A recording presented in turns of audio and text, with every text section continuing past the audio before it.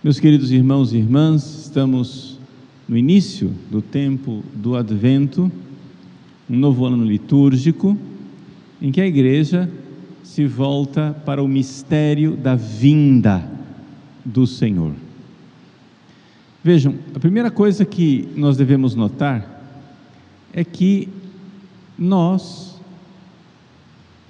cristãos, consideramos uma coisa óbvia, que Deus vem até nós, mas isso não é nada óbvio. A primeira realidade que a gente tem que contemplar no tempo do Advento, e Advento quer dizer isso, a vinda, né? Parousia, a vinda, a presença de Deus por uma vinda, por um caminho, uma chegada. Pois bem, a primeira coisa que nós temos que contemplar no tempo do Advento é este grande mistério, e o nosso coração deve se encher de gratidão. Deus veio, Deus vem e Deus virá. É uma coisa extraordinária. Por quê? Porque existe um abismo entre Deus e a criatura. Nós, cristãos, estamos tão acostumados a ver o menino Jesus na manjedoura e, nossa, dizer, Ele é Deus, olha Deus conosco, olha Deus no sacrário, Deus morreu na cruz por nós. A gente está acostumado a isso, mas nós deveríamos nos perguntar, e se não tivesse acontecido isso, como seria? Como seria se nós estivéssemos sozinhos? Como seria se Deus não tivesse vindo? E Ele veio. Meus queridos, esse é um fato extraordinário, maravilhoso, portentoso, algo que nos deveria deixar de boca aberta. Deus veio. Deus veio para nos levar consigo, para se unir a nós, para que nós, unidos a Ele, pudéssemos participar da sua felicidade no céu. Isso chama-se salvação. E é por isso que o nome de Jesus é Yeshua, Deus salva, Deus Salvador. Vejam, vamos fazer uma comparação para você entender o que é que eu estou falando. Imagine uma criança recém-nascida no berço, ou pior ainda, uma criança recém-nascida jogada na rua, na calçada, exposta ao tempo. Essa criança está condenada à morte. Se ninguém ouvir o seu choro, se ninguém ouvir o seu clamor, se ninguém for ao encontro desta criança, essa criança está condenada à morte. Abandonada a si mesma, uma criança recém-nascida morrerá, sim ou não? E ela só tem uma única esperança, é a compaixão.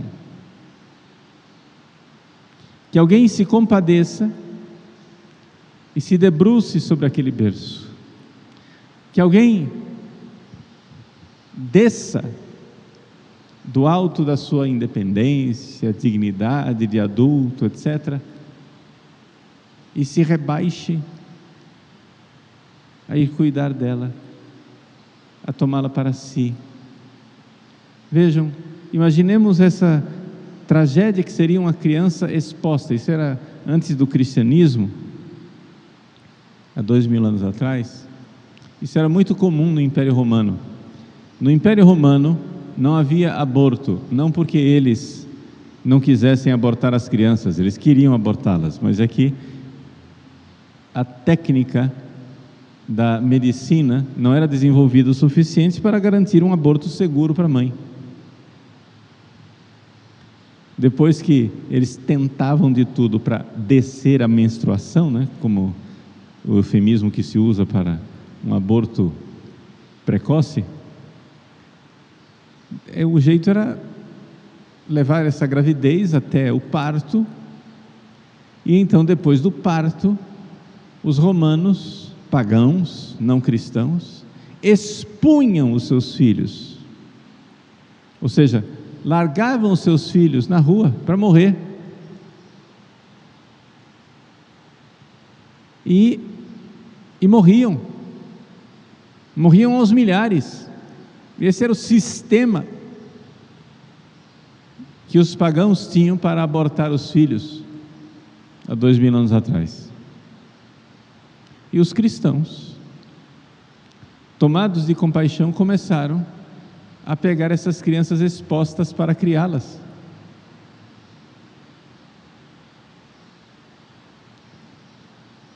É por isso, se você for na Itália, você vai encontrar muitas famílias com o nome de Espositi. São as crianças expostas. Nos antepassados dele, o filho foi exposto. Ou então, Innocenti, que é também um nome para crianças que foram abandonadas, inocentes. Essa é a realidade da compaixão cristã. A compaixão de acolher essas crianças, de se compadecer, de ir ao encontro dela. Se não fosse a compaixão dos cristãos, milhares e milhares de crianças teriam morrido abandonadas. Pois bem, eu estou dizendo tudo isso para que você entenda o que é a compaixão de alguém que, veja, eu não tive esse filho, o filho está lá na calçada, abandonado a morrer, eu estou disposto a me compadecer, mudar a minha vida inteira para cuidar dessa criança, porque você sabe que quando você recebe um filho, você muda a sua vida pelo avesso, não é? Isso é compaixão. Pois bem, o que Deus fez por nós foi muito mais do que isso. Deus se debruçou sobre o berço de uma humanidade perdida. Nós estávamos condenados à morte eterna e totalmente indefesos, expostos, incapazes de nos salvar. Assim como uma criança recém-nascida é incapaz de sair do berço, ir lá na cozinha, fazer a mamadeira, pegar a mamadeira e beber, também nós somos profundamente incapazes de nos salvar. A humanidade inteira estava condenada ao fogo eterno, ao inferno para sempre.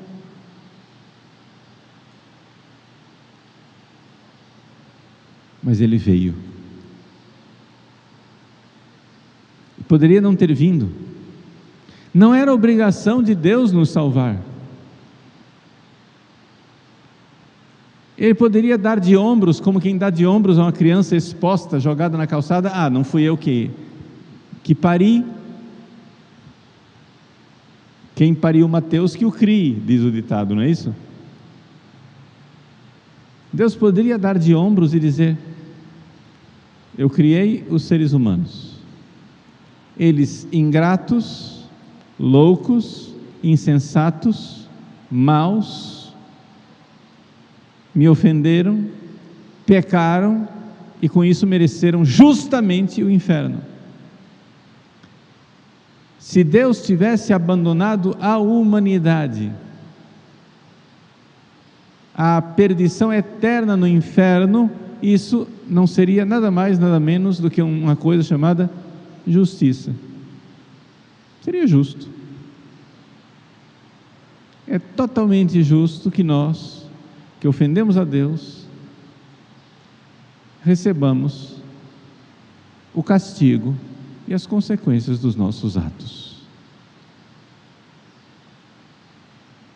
Nós estaríamos longe de Deus para sempre, longe da felicidade para sempre, vivendo uma morte pior do que qualquer morte, porque a morte é eterna.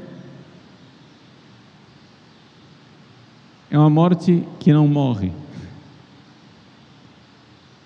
É uma morte que é para sempre. Porque ela contém todo o mal da vida e da morte. Uma morte imorredoura.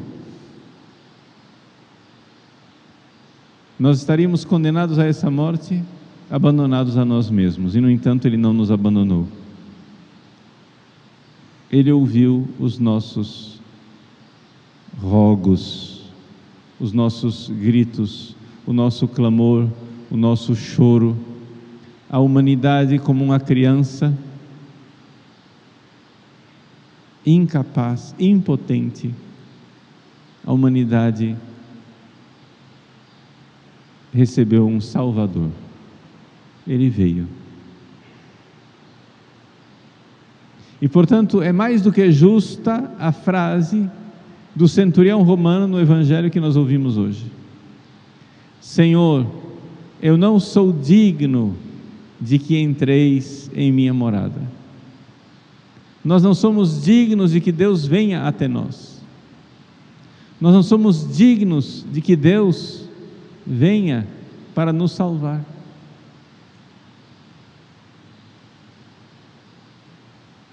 É importantíssimo que nós nos demos conta disso e que nós, abismados diante desse mistério, nesse início de Advento, dirijamos a Deus a nossa ação de graças.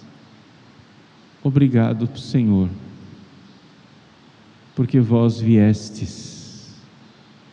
Obrigado, Senhor, Emmanuel, Deus conosco, porque Ele continuaria sendo Deus glorioso sem nós, mas Ele não quis, por pura bondade, por pura compaixão, por pura misericórdia. Deus poderia ter dito: é justo que eles pereçam, e ter virado as costas para nós, e nós iríamos cair no fogo eterno, e Deus continuaria muito justamente na sua felicidade, porque Ele não precisa de nós. Nós temos que entender isso. Deus não precisa de você, é você quem precisa de Deus. Deus não precisa vir, é você que precisa que Ele venha. E Deus veio há 2000 anos atrás, virá no fim dos tempos em sua glória, mas Ele quer vir hoje em nossa direção. Ele quer vir ao seu encontro, mas é necessário que você o acolha. Nós estamos no tempo do Advento e nós precisamos ter esta fé do centurião que diz: eu não sou digno, mas Jesus quer nos salvar. Ele não sou digno, mas Ele quer entrar na minha casa. Eu não sou digno, mas Ele quer estar conosco. Gratidão, alegria. Ele quer, Ele me quer. Se você ainda não se confessou, não está pronto para receber a comunhão, não está em estado de graça, procure nesse tempo do Advento. É o tempo de conversão, é o tempo de você preparar uma boa e frutuosa confissão. Mas se você já se confessou e já pode comungar, quando vier o momento da comunhão, saiba, Jesus quer que você comungue mais do que você quer comungar. Ele ansiosamente espera pela sua comunhão. Nós dizemos todas as missas: Senhor, eu não sou digno de que entreis em minha morada.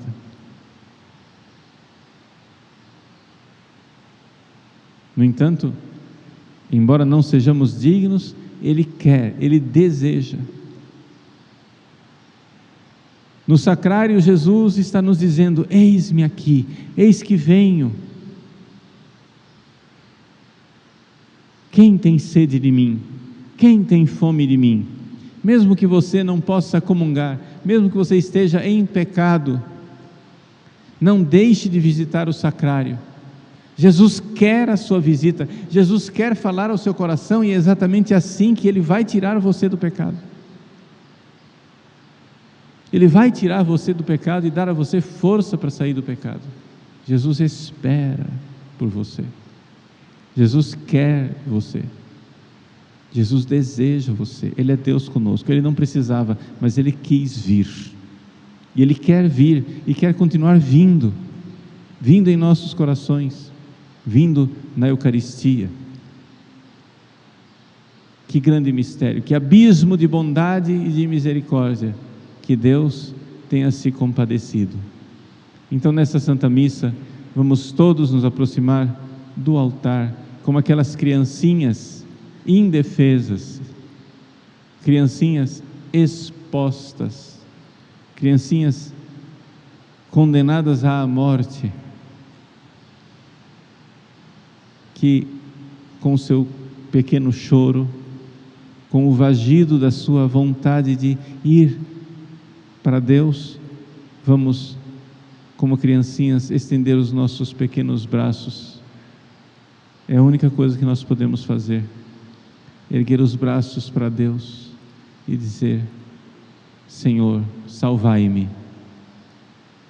Vinde, ó Deus, em meu auxílio. Socorrei-me sem demora. Que Ele venha, e venha verdadeiramente no seu coração grande gratidão, grande amor por Deus, que nos amou de forma admirável.